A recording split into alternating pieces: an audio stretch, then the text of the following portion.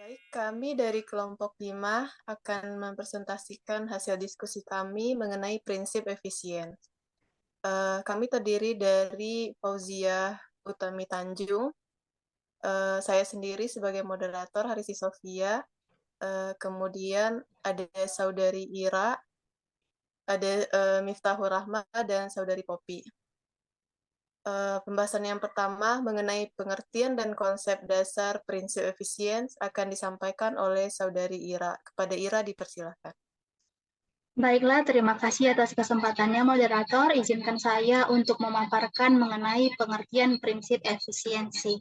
Nah, prinsip efisiensi merupakan suatu cara untuk mendapatkan hasil dan tujuan agar tercapai secara optimal, dan dalam proses pencapaian tersebut memanfaatkan sumber daya yang relatif sedikit, sehingga tidak mengeluarkan biaya, tenaga, dan waktu yang berlebihan.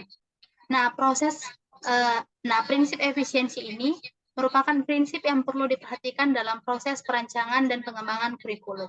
Sehingga nantinya apa yang telah direncanakan sesuai dengan tujuan yang ingin dicapai. Efisiensi perlu memperhatikan waktu, tenaga, peralatan, dan juga biaya yang dikeluarkan untuk proses pembelajaran. Saya kembalikan kepada moderator.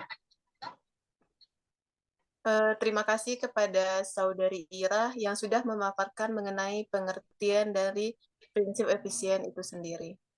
Selanjutnya mengenai faktor penunjang efisien dalam pembelajaran akan disampaikan oleh Saudari Fauzia. Kepada Saudari dipersilakan. Baiklah, faktor penunjang efisiensi pembelajaran ada dua, yaitu ada faktor internal dan juga faktor eksternal. Di mana faktor internal ada satu faktor fisiologis, ini berhubungan dengan kondisi fisik suatu siswa atau suatu individu, dan juga memperhatikan fisik dan juga jasmani keadaan tubuh manusia. Yang kedua, ada faktor eksternal, yaitu yang pertama yaitu ada faktor lingkungan, yang kedua yaitu ada faktor sarana dan prasarana, yang ketiga yaitu ada faktor materi pembelajaran. Sekian akan dilanjutkan oleh moderator. Terima kasih kepada Saudari Fauzia yang sudah menyampaikan tentang faktor penunjang efisiensi dalam pembelajaran. Selanjutnya mengenai tahapan implementasi dalam pembelajaran akan disampaikan oleh Saudari Miftahur Rahmah. Kepada Saudari dipersilakan. Baik, terima kasih kepada moderator. Selanjutnya, tahapan implementasi prinsip efisiensi dalam pembelajaran itu mencakup 3 tahapan, yaitu yang pertama ada pengembangan program, contohnya pada perancangan program tahunan dan program semester akan dirancang pada awal tahun ajaran baru berdasarkan asesmen kebutuhan. Selanjutnya, pelaksanaan pembelajaran, contohnya penyampaian materi yang fokus pada tujuan inti yang ingin dicapai menggunakan media pembelajaran yang sesuai dan kreatif, sehingga membuat siswa tertarik mengikuti pembelajaran tersebut melalui berbagai media, baik melalui video, poster, dan media lainnya. Selanjutnya, yang terakhir ada evaluasi, yaitu proses yang dilaksanakan sepanjang pelaksanaan kurikulum tahunan, semester, dan harian sesuai dengan program yang sudah dirancang. Maka dapat disimpulkan bahwa efisiensi kurikulum adalah salah satu prinsip yang perlu diperhatikan dalam mengembangkan kurikulum, sehingga apa yang telah direncanakan sesuai dengan tujuan yang ingin dicapai.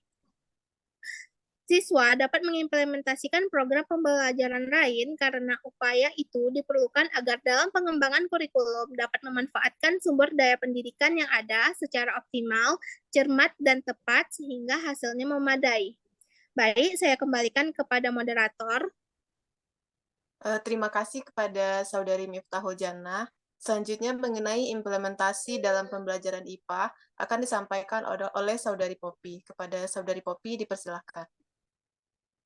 Baiklah, terima kasih kepada moderator. Saya akan melanjutkan materi yaitu mengenai salah satu contoh rumusan prinsip efisiensi kurikulum pada pada pelajaran IPA yaitu di SMP Negeri 1 Banda Aceh. Di mana langkah pertama yaitu adalah kurikulum IPA harus dibuat menyesuaikan dengan kebutuhan program pembelajaran yang akan dilaksanakan, terutama yaitu kaitannya dengan peserta didik.